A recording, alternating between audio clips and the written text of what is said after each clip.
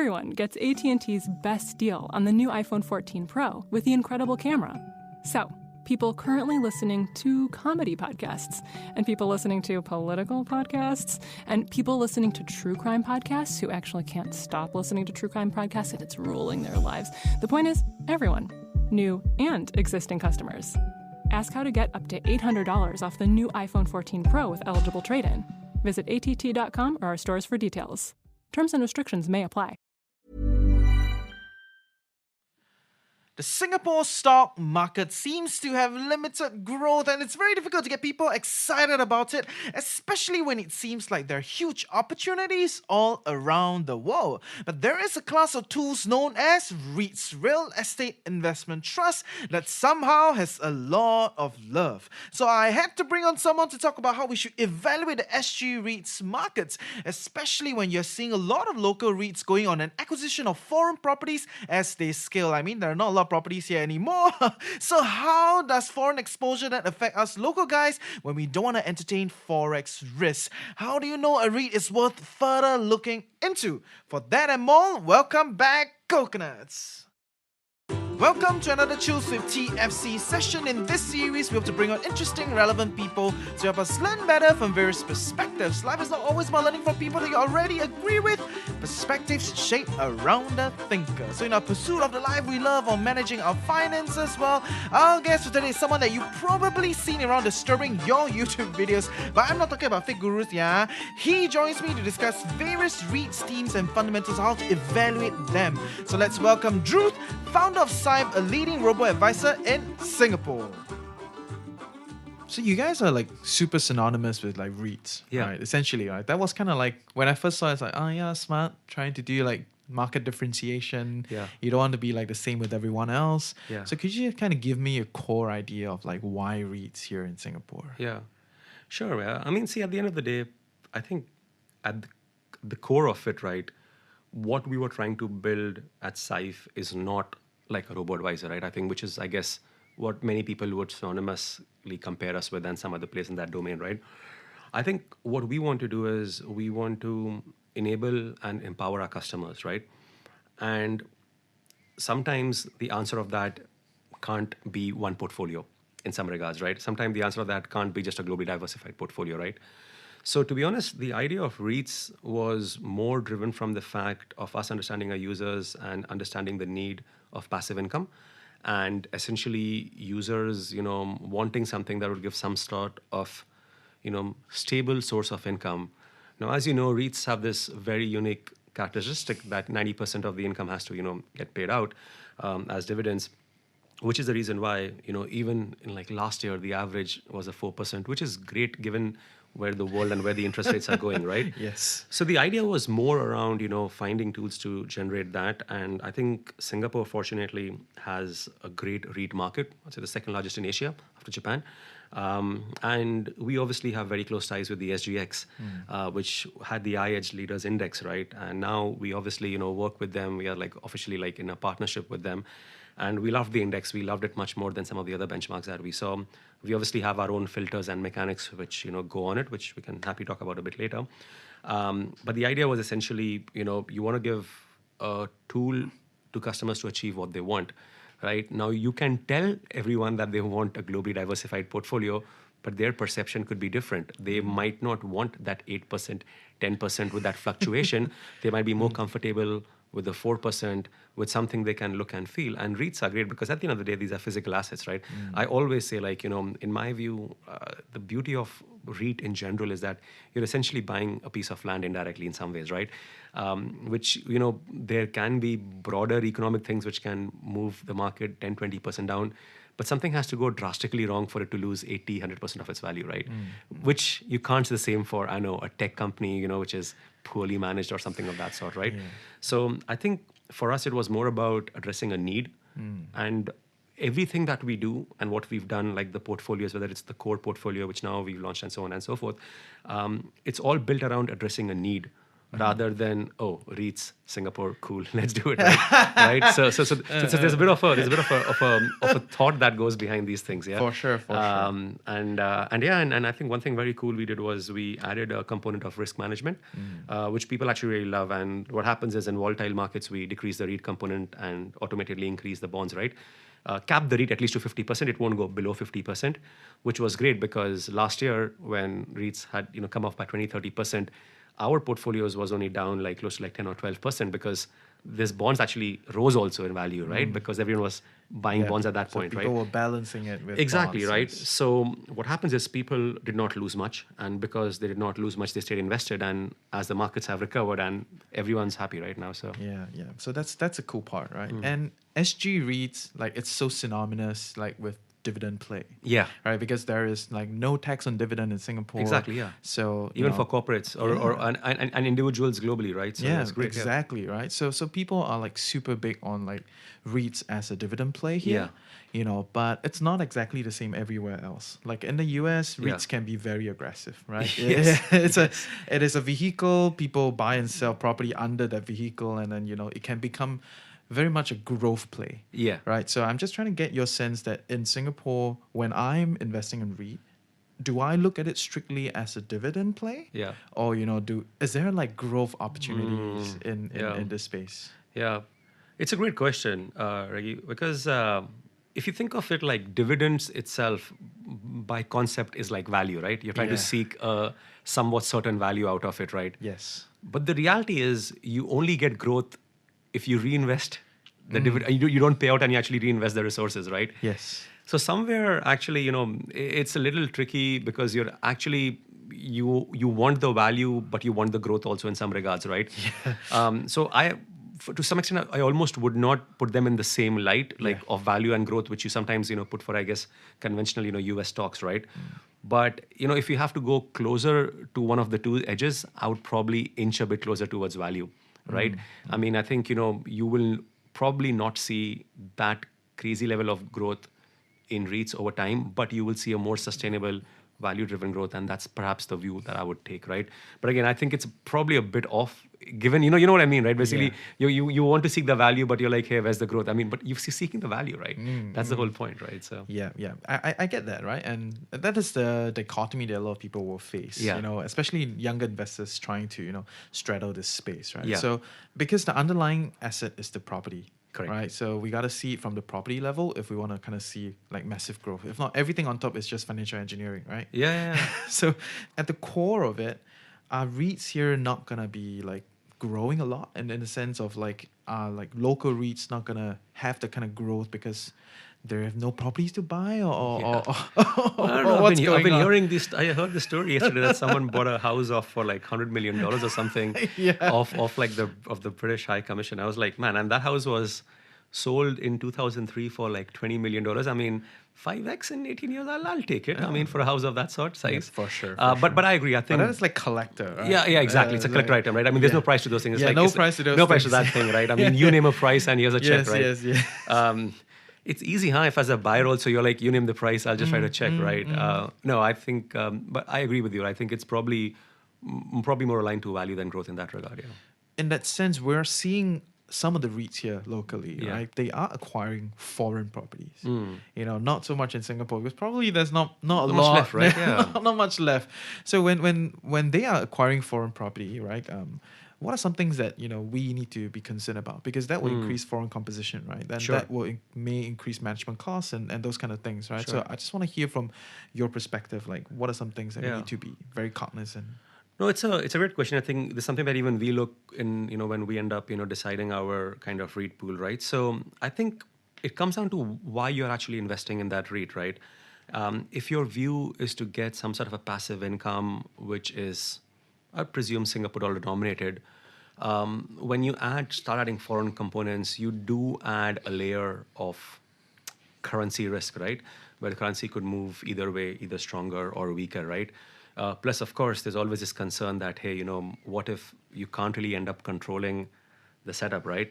And especially, I think it's probably easier when an acquisition is made in US or in Australia, where it's a bit more, I guess, sorted, legitimate market. Yeah, You know, you will get your property at some way in some ways. Yeah, more matured in this space. Versus like more like an emerging market, right? Where you know you're like, all right, you can have it, but you're not allowed to come in, right? Yeah, You know, till you get a vaccine or something. I don't know.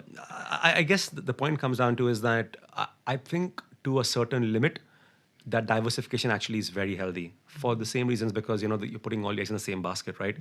But I would still suggest that generally, if the purpose you're looking, at least the way how we construct the purpose you're looking is SG denomination, right? And it's a very local, like it's very Yeah, Singaporean that's kind what of I play, right? want, you know. That's like, that's what you yeah. want. Is there otherwise is that they are global? Then if you're going to go global, then why Why here? why REITs, right? I mean, the whole Yeah. world opens, right? You want to buy the Amazons or Teslas or General Motors, whatever, at the end of the day, right? So I would say that a little bit of diversification is healthy. I think you know, perhaps as we say, diversification is the only free lunch in town.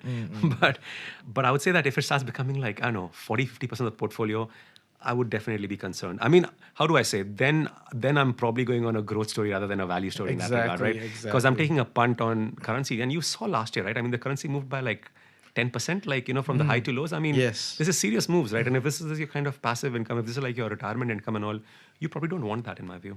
Yeah, I totally get that, which is why I'm relatively concerned to see a lot of, local REITs Yeah. having acquisition, abroad and Yeah. and all those kind of stuff. I think in a limit, it's fine, right? I mean, I don't know what the right number is, but I would say like if it's like 10-20% of their book, fair, right? If it okay. becomes like 40-50%, then you're actually not really investing in local REIT, you're actually investing Exactly. in international REIT, right? you're going abroad, right? Yeah, exactly. Growth story and all those Yeah, kind yeah, of stuff. fair So enough. so then, what are some matrices that you guys look at when evaluating a REIT? Like, Yeah. like I know it's different sector and all those kind of stuff. Yeah. But what are some like broad matrices that matter, in selection of a REIT?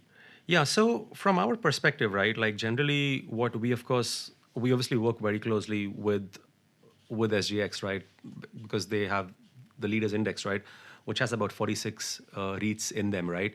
Now, I think one of the things that we've done is that because we think of it like a passive income, SG income, we consciously do not choose any non-SGD denominated REITs because we don't want, like, for example, Manulife US. I mean, the reason we haven't chosen, I think it's a good REIT. The reason we haven't chosen it is because it defeats the purpose that what we are trying to achieve in terms of the setup, right? But first and foremost, right, I think what we will look at is something like the eligibility, right, which is like the free float, like what's out there. So basically, it has to be like at least a minimum of 20%, right? Which is what we ensures that okay, this REIT is then eligible, to be in the index and hence part of our kind of portfolio, right? I think secondly, very important, I think very very relevant in Singapore, and I remember this from my trading days at UBS. I mean, the Singapore generally, it's a lot of waiting game if you bid or offer, if you ever trade the markets and all that, because if you cross the spread, in many cases you've lost like 0.5% or 1%, right? Which is significant, right? Especially if you're making an investment, right, in some regards. But generally, if the stocks are liquid enough, right, like they have enough secondary liquidity, what that means is that you can easily buy or sell. Like for us right now, we need things where, on days we'll be buying like millions and millions of dollars of a single REIT, right? Now, if that liquidity is not there, we can significantly start impacting the market, right? Which we don't want to do, right? Yeah. So the second very important criteria for us is what is the secondary liquidity, right? Because if that's not there, then essentially, it leads to poor execution and a poor, I guess, endpoint, for our clients, right? Then we, of course, look at market capitalization. I think generally, larger REITs are better poised to weather the storm. And you see this time and time again, right? I think we've seen it last year also, right? When these things happen, they can take that 10-20% hit much more easily versus, the smaller REITs, right? So market cap plays a very, very big role, right? Then we also look at the quality of the managers. I think that plays a very big role because getting the right kind of sponsor, so as to speak, right, ensures you have access to basically capital going forward, right? Because when a capital and goes out and gets money, you'll get it much easier as compared to, let's say, some of the other smaller kind of REIT players, right? So this again helps either when you're expanding or you are basically in a bit of a tough situation like last year, right? And I think this is a critical consideration because at the end of the day, you have the REITs which might give you 8% dividends, but if the REITs don't themselves survive, then you have more serious issues, right? So it's a trade-off, right? And I think the last thing that we look at is actually diversification when we basically build our portfolios, right? And this again was a great example of it was last year, right? As I mentioned earlier, like I think diversification is a the best thing you can do to your portfolio, right? It's, it's the only free lunch in town, as we say, right? What happened was when we built the portfolio, we had everything from retail to hospitality to data centers to, office space, commercial space, everything together, right? Now, because what happened last year in around March, etc., the office spaces, of course, were really hit. But in reality, if you look, some of the industrial REITs were actually up even in the month of April, right? They actually were outperforming, right? They're actually up on and things like that, right? So having that balance ensured that, you're not seeing that 40-50% corrections that some of the REITs were at one point, looking to face, right? And the beauty of it is that if, for example, even after all your rigorous selection, if one of the REIT just completely backfires, right, it's a part of your portfolio, right? You will not lose your, sleep on it, right? So as I said, right, I mean, I get this question, oh, can I lose 50% of this portfolio? I'm saying, I wouldn't say it's not possible, but in reality, there has to be something drastic, right? Yeah, Like a more bomb. like a natural disaster or something of that sort, Yeah, right? I mean, and then I guess we all are, we all have bigger problems, And right? nobody is protected. Yeah, So nobody, financial markets are no longer important. Absolutely, right? But again, I think at that time, a lot of people kept on saying, hey, why aren't you why aren't you selling offices? Why are you buy more residential and so on and so forth? And we were also the view, right? Listen, the idea is diversification, right? If office spaces for a very long time will never get used, what do you think is going to happen? They'll make them homes. It's standard, right? Shop houses are a great example. They are sometimes shops, they're sometimes houses, and sometimes they're back shops, right? I mean, where I live, the shop house, which keeps on getting changed every 2 years, it's a shop someday, it's someone's house someday, it's everything, right? and I feel the same thing would happen in this space, which was our argument there. And B, of course, the bigger argument was that we will go back. I mean, these are videos on YouTube from 6-7 months ago, right? People are like, oh, you should sell all this thing and all. I'm like, no, this is a conscious choice. We are diversifying. And in fact, the portfolio has done well because as, vaccine news has come out, as we move to 50%, as we move to 75%, these things have actually recovered the most, right? Now, I can say that, we are the guy who picks one REIT, buy today, sell tomorrow, and so on and so forth. We can do it. But that's not what we want to do, right? What we want to do is build a diversified, the view is a long-term view. But at the same time, this diversification ensures you don't lose a lot of your resources, but also get what you really started. Again, going back to your first principle, I'm doing this for passive income. I'm doing this to get my 4 or 5%, right? And that is something, which is there. And I generally think, given how the Singapore market is, and I just think it's going to get more expensive and more, I guess, hearing of all these companies coming and, buying offices and so on and so forth. Exactly. I think I genuinely think if you have SGD funds, I mean, I would also recommend investing globally and all, don't get me wrong. But your SGD piece, I think this should be a very, very big part of your portfolio. It is definitely a big part of my portfolio because I think there's a story of growth also. As I said, I'm not going to bet on it, but I think the value and over time, it's far going to outperform any other, fixed deposit options or whatever you have out, so may I speak, right? For sure. Which is the whole passive cash flow generating kind of strategy, right? Absolutely, yeah.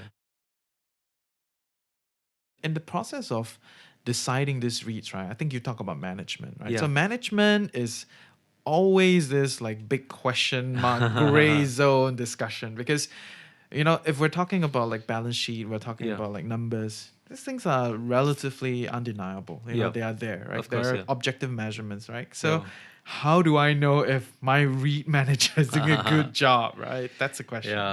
Yeah. It's a great question, right? I think one way to do it, and I know the saying, and I should caveat it with an asterisk: past performance does not promise future results. Yes. But generally, how some of the REITs have performed and handled situations, right? For example, I remember some of the REITs last year, they did prudently, for the right reason, cut dividends. Now, to a layman, you'd be like, oh, you cut your dividends, you're a terrible REIT, you're a bad sponsor.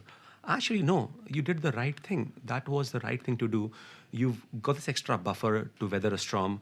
What realistically is going to happen, I presume, is that when the next time comes around, they will pay that back out.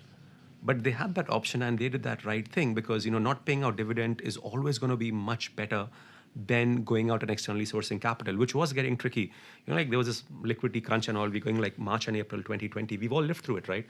So I think it's a bit more just about... felt like yesterday. It does feel like yesterday. Yeah. Man, sometimes I say, oh yeah, I remember last year I went to Phuket and I was like, well, last year was 2019, right? Exactly. 2020 is a write-off, let right? Me out, guys. Let me out. Yeah, Pulau Ubin is my new favorite hangout. Yeah, so love that spot. Yeah. But back to your question, right? I reckon seeing something how they've withered in some of these situations, seeing 2008, 2010. I mean, generally the management does not, change very regularly. So you actually see how they've, handled these situations can be a good proxy. And, it goes into one of the factors when we see how some of these players do.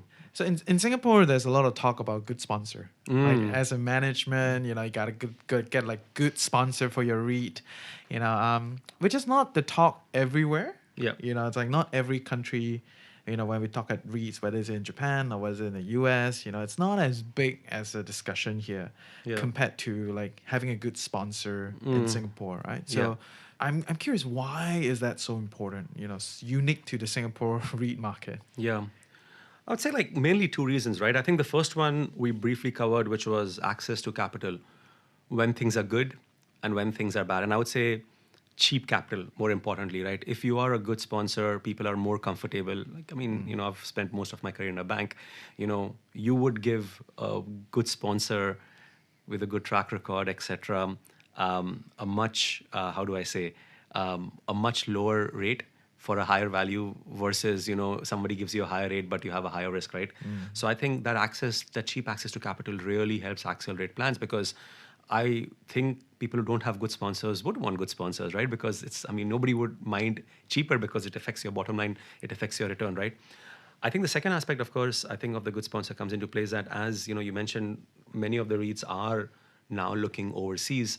I think generally good sponsors, predominantly, you'd expect them to have a broader network and reach, and also, better understanding in some of these jurisdictions.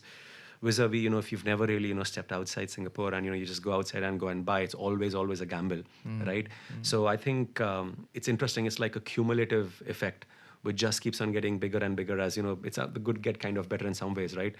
Well, until they don't, I guess. But but I think mainly these two reasons, right? I would say access to capital and access to better understanding, especially as this foreign, as you said, like Singapore is, we can't reclaim fast enough, right? So basically, this is going to be a very common trend you'll see going forward, right? And I think it's prudent for the companies to do it. Of course, I think if it crosses a certain number, I wouldn't say it's necessarily bad, but I think then you have to rethink, because then it becomes a currency risk and all the different factors that start coming into play, right? Yeah, it's gonna mess up your equations, right? Yeah. We do. That's the advantage of being on Syfe REIT Plus. We do it for you, right? We'll rebalance, right? Shameless plug. Shameless plug. I realize I haven't spoken about this yet.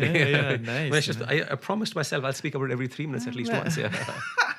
Nice. So then, like in your portfolio and in the broader market here, there are all sorts of REITs. Sure. Right, a lot of different choices. Sure. So I just want to pick your idea on like some of your opinions, right? Of like what are some like of the REITs that you think will outperform like market expectations, right? So this is purely educational. We're not giving you advice and all this kind of stuff, right? But it's just like, the market now is definitely a lot more settled than before. Sure.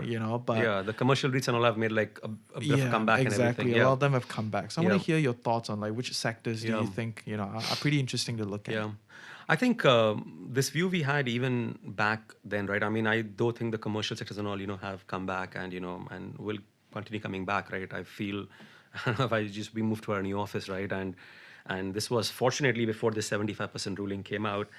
And like we struggled for a 10% discount like pre-COVID levels, and this was like when we were like negotiating in the month of like Jan.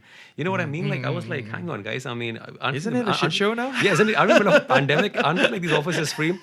So a couple of things. Firstly, there are that many free offices. At least, we have a decent sized team now. So getting that together, and we realized like the rates haven't really come off, and I think now it's only probably going to accelerate a bit more with this thing.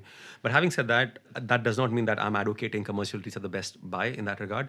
I think our view was same what we had in the last 6 to 9 months, right? I think there will be some permanent shifts in behavior.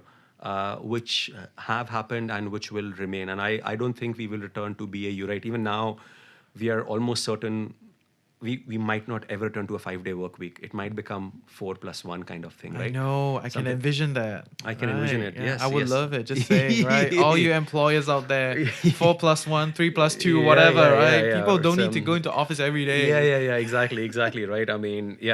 So the sectors that I think are very interesting, I think are going to be like sectors around the industrial REITs. I would say the ones around like logistics and data centers, because I feel basically what last year has done is, if you looked at any so-called tech company like ourselves, right? You made your forecast. You're like, okay, this is 2020, we are here. In 2023, we'll be here. In 2025, we'll be here. Essentially, this 1 year has compressed the next 2 or 3 years. So this move was already happening, but this shift it has accelerated. But I still think it has more wings. So I would say probably these sectors remain our top picks per se, right? Like logistics, healthcare, and industrials, right?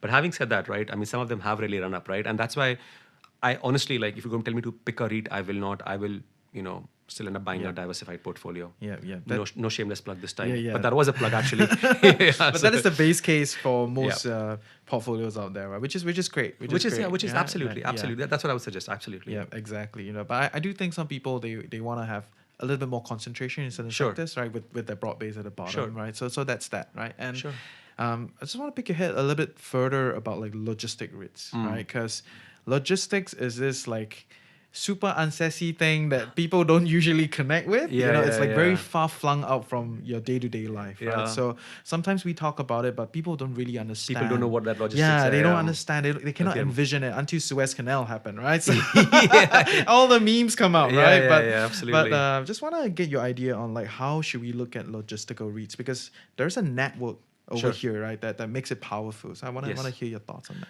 Yeah, sure. Yeah, I mean, I think this is I used to. A couple of years, the previous startup was in e-commerce, right? And it was very heavy inventory led, right? So we had these massive warehouses, right? We're talking of warehouses like 100,000 square feet size, right? Having like, I don't know, like 10, 20,000 different kind of products, and then multiple of them. So at any given time, you have like, millions of, I would say, products like just in that warehouse, right? If you combine everything out, right? So basically what logistics REITs essentially are doing is that they can either become, places that typically might become feeder stations to like the end consumers, right? Like places where things get aggregated and disaggregated, so on and so forth, right? And to give you a very interesting example, I think in the US, when, the prices in cities like Philadelphia, etc., became very high downtown, I think it was Amazon. They were trying to launch this like half an hour model, right? But they realized they really can't do this half an hour delivery model until the goods are here. So some of these offices in these old kind of buildings end up becoming like these logistics kind of hubs and something of that sort, right? Exactly, right? So I mean, whether it's this, whether it's like vehicles coming and going out, so on and so forth. Now I think as we become more of a couch generation, right? Generation. More so. Yeah, there's a word I used to quite like about it. It's called the underwear economy because because you're basically doing everything from home, right? Sitting in your boxers, right? I mean, that's what like last year was for most of us, right? But as this trend happens more, I feel like, and you would have seen this. Ask yourself a simple question: how many orders did you have this month versus how many orders you had 6 months ago delivered to your home, and 6 months before that? And this trend is just increasing more and more and more, and I think this is like unstoppable, right? I mean, I don't think anyone ever said, oh my God, I can't wait to go to the departmental store to buy one ice cream. You know what I mean? Like, I mean, sometimes you do, but I mean, that's like once in a year, right? So I think that will actually accelerate, and I feel there'll be just more need for it. And that's what I've always said, like, I think if certain REITs generally struggle, they will consider moving it to different, if offices can get converted, right? I think it's, a lot can happen, right? Residentials generally, I'm not that concerned because people are looking for bigger houses and, people are not staying anywhere and so on and so forth. There's always an easy way out for it's an easy way out, right? Because, and that I think, you will always have demand, right? I mean, there's a lot of people who want to, I guess, move to Singapore, pushing up at least the condo prices, but at the same time, people want, I guess, bigger, better houses, so on and so forth, because now they are like, oh, I'm going to be spending more time at home, which is true. You'll be spending, like, if you think of it, you'll be in many practical ways spending almost 50% more time, right? If you think of it outside the sleeping time, because you're spending that whole extra day, right? You normally spend 2 days, now you're spending this third day at home, right? And sometimes it's actually more because normally on the weekends you might go out, but this day you're normally going to be on your thing. So people want, if they can, they want this one extra room and so on and so forth. So generally not concerned. If I'm not mistaken, I read somewhere residential property 2-year high, right? Which is like, I mean, it's already surpassed the pre-COVID levels and all that, over, right? Yeah. So not really concerned, but I think logistics as a trend will continue. Yeah. Nice. What about data centers? Data centers is also this, like, always sounds so exciting, but it's also so complex to Yeah, like understand. the kettles So and all. yeah. So Yeah, I mean, it's basically going to be, I mean, without getting too technical, right? I think everything is now moving to the cloud, right? And Yeah. I mean, the cloud essentially is, think of it rather than your old kind of server rooms that you used to have in offices or, big homes, etc. So think of it, it's more like centralized place where these things are kept to optimize. So rather than, your hard disk, which is at your home, think it's in this massive kind of center, right? Your systems, your processing power, rather than happening at home, it's happening at these centers, right? And this trend to move towards this kind of cloud-based thing it's already in motion. It's already happened. I mean, like, we are 100% on the cloud, right? Yeah. Which actually is great because it helps companies scale up, scale down very easily. It's actually very, very cost effective until you're very, very big. And even when you're very big, it's still generally cost effective because it's very nimble. You can change with the times, and you can do a lot by scaling up and down and moving your cost up and down, right? When I say scaling up, like in a very simple way, if you have 10 CPUs and you need 100 CPUs, you can do it with a click of a button, right? Yeah, for sure. Which otherwise is a very heavy, expensive cost, but it does not make any sense because technology is changing, adapting, and all that. So think of it like, if you unify the requirements, because you might not need 100 CPUs throughout the day, but, in the day you might need it, but at night somebody else can use it because at night, there is someone who's working the night shift in Singapore, and vice versa, right? Yeah. So essentially, data centers are those places which will essentially store, these massive kind of, Computing. warehouses, computing stuff, and Yeah. like, I don't know what's the Matrix kind of, Yeah, examples, the right? vibes, right? The vibes, Yeah, yeah. but when we look at data centers, right, Yeah. I think a lot of people don't recognize that the data center ecosystem is highly network driven in Yes. the sense that there are very big players in the game. Yes. Companies like Equinix, right, which Yeah. is like huge. They're like everywhere, and they do have that kind of skill. Yeah. Involved compared to like Capital DC. Yeah. All right. So does that matter? When we're It's looking at like yeah, it's data a good center point. REITs? I mean, the thing is, like, there are very few players of this in Singapore, right? And Barely any. barely any, Yeah, I right? think two of Yeah, them. two of them, right? Yeah. So basically, the thing is, as economies evolve, right, generally there's a lot of sensitivity around the data remaining onshore, as in remaining in the same kind of country, right? We do it like all things are in Singapore servers, right? Of course, like PDPA and safety and other angles, and it makes sense. I think we all expect that the next blow up is not going to be a nuclear one; it's probably going to be a cyber one, and so on and so forth. So it's prudent and it's the right thing to do. So I know there's the big global players, which really helps, but I feel they will actually work with the local players, and they will need to do that rather than it being competing for the same space, especially in places like Singapore, which is just a one or two players. And I feel we'll be largely controlled. I don't expect us to have like 20 data REITs and everything coming out, right? Okay, fair. And for all of you who don't know, Singapore is actually the internet exchange within this region, right? So the major internet cables are in Hong Kong, Australia, and then Singapore. So all your regional internet, all the data, they're all pulled here to the data centers here. Yes. So there's a lot of advantage here, but yeah, it's your choice. You make a decision, right? So last question for you. Do you think a pure like SG REIT portfolio will better perform over time compared to like a diversified allocation play? It's a tough one, to be honest, right? I mean, there are a lot of caveats, right? Yeah, So a lot feel free of to- caveats, feel free right? to, yeah. So I would come back to what we had spoken earlier. If your goal is Singapore dollar, this is a pure SG REIT is a slightly safer play from that angle, right? I generally am a fan of a bit of a diversification, but I feel majority of the REITs are diversifying, right? And for me, and again, this is not like, this is not a set in stone number, but I'm saying if overall across my portfolio, if 20% of the exposure is overseas, I'll be a bit more I'm actually completely fine with it. I feel that that's what I require. But I personally would still like a larger amount of focus on Singapore because this is my SGD passive income portfolio. Now, if you really have a view on real estate as a sector, then it's a different story. But then I would probably go and say, if that is a strong view, then you're probably better off, going to Hong Kong and buying a link REIT or, getting a US listed REIT or something of that sort, right? Vis-a-vis trying to, force fit it through the SG REIT model, right? If that's the view. So my personal bias would be still heavier focus on keeping it Singapore based. It's good. I like it. Clarity is, SGD denominated. We don't on foreign rate exchange risk because it's your passive income portfolio. You want to keep it here, not seeking excessive growth, relative to places, other parts of the world where property market, it's even more interesting, right? Yeah, Relative to where it is. So yeah, thank you. Thanks for sharing. Thanks for tuning in. Thank you so much. Thank you. Yeah, we'll have you around. Take care. Thank you. Cheers, man.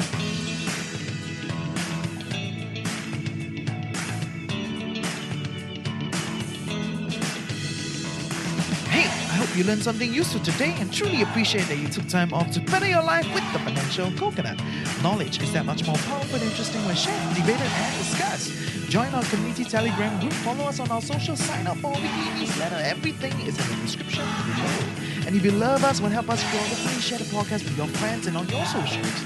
Also, if you have some interesting thoughts to share or know someone that you want to hear more from, reach out to us through hello@thefinancialcoconut.com. With that, have a great day ahead. Stay tuned next week and always remember, personal finance can be chill, clear, and sustainable for all.